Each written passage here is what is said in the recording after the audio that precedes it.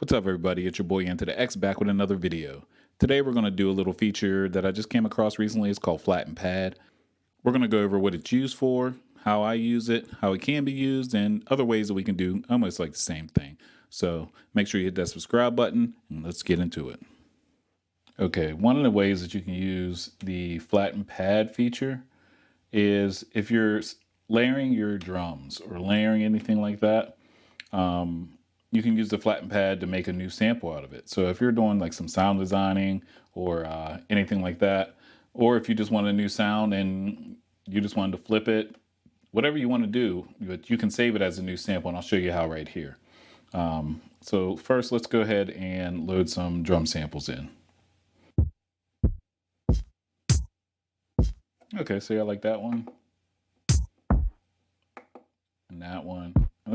Let's try to find something else that is like obscure.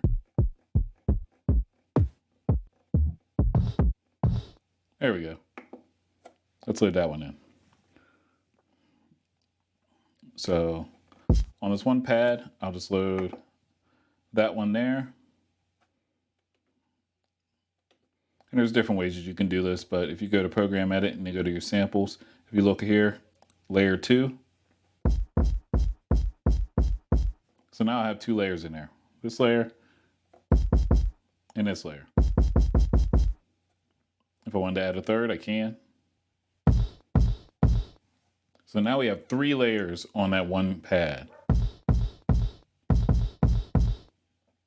There we go.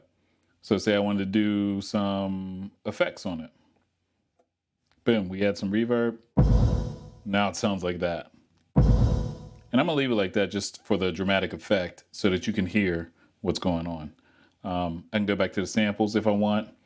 I can pan them, change the level.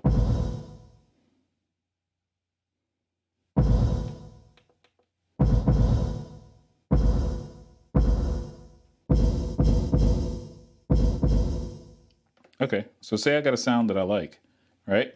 Now I got a sound that I like, I can just hit this little pencil icon and then come to this pad right here. It says Flatten Pad.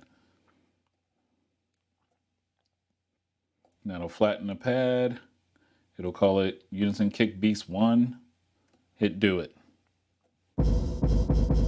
So yeah, I still got that right there, but I also, if I go to my sample edit, there it is there.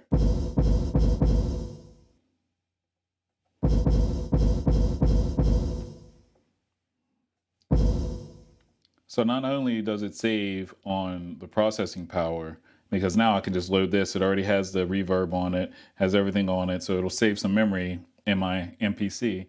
I can just load this back in if I want to. And you can use this for drum loops, anything that you have on a pad that you want to consolidate into one, basically one sample.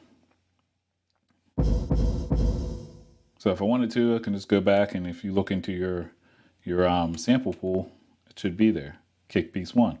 So if I want to put that there, boom.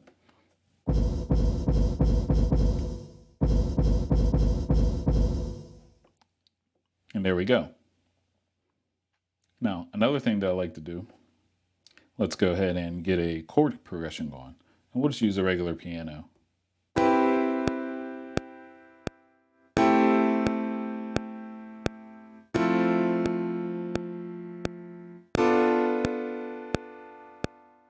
Okay, so now I have the chord progression in. Say I put something else on top of this. Let's just say I put, let's put some reverb on it first.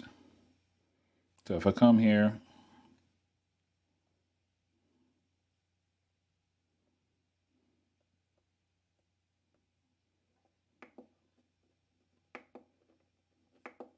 throw some reverb.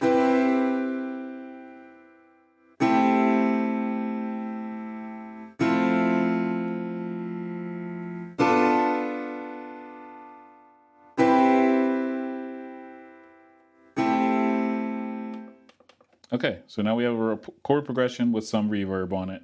But now, let's say I wanted to do the same thing. Let's flatten that pad, okay? If you notice, the flatten pad is grayed out. You can't flatten a pad on there. Like I said, it goes for just the pad. So what I'd have to do to this is actually bounce it to a sample. So you bounce the sample and then come over to your sample pool. There you go.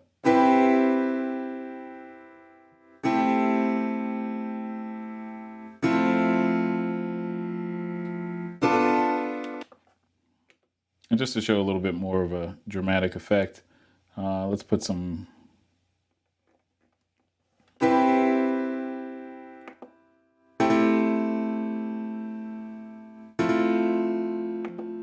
There you go. See how that sounds? And do the same thing, bounce the sample. I'll go back and look at my sample pool.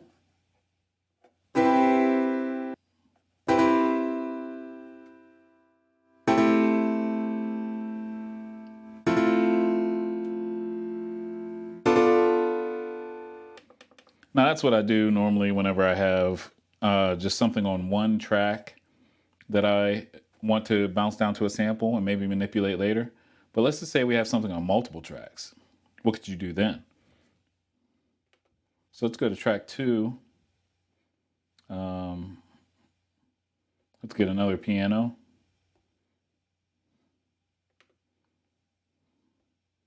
And let's just play something along with that.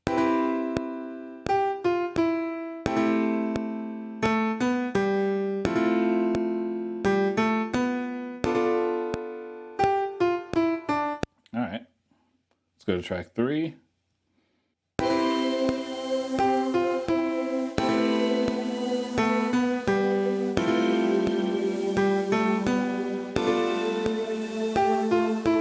So now I have all 3 of those recorded in, and I want to actually bounce this down. So what I could do is bounce down every track. At that point, I would have 3 separate tracks, but I want it all together.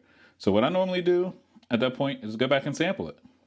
So if you go back to your sampler, make sure you change from your input,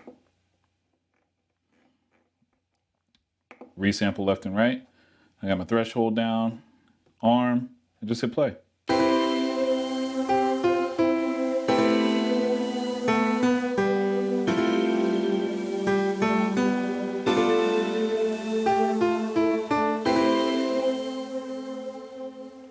And that's it. And I'll just go ahead and edit that. It's called new sample, and there it is.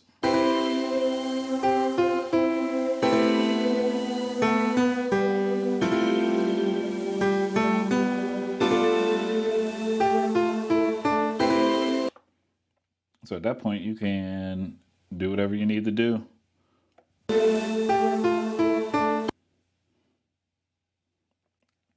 I can cut that off there and treat it like a regular sample. Let's go ahead and chop it up.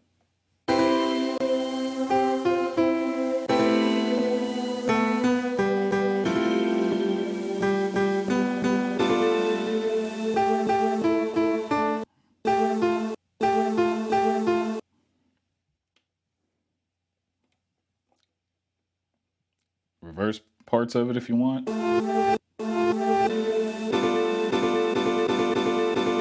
Reverse the whole thing if you want.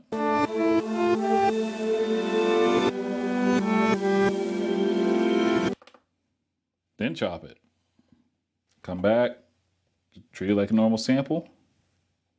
Boom, go back to your main. Let's just go ahead and, I'm just playing now. There we go. Let's go.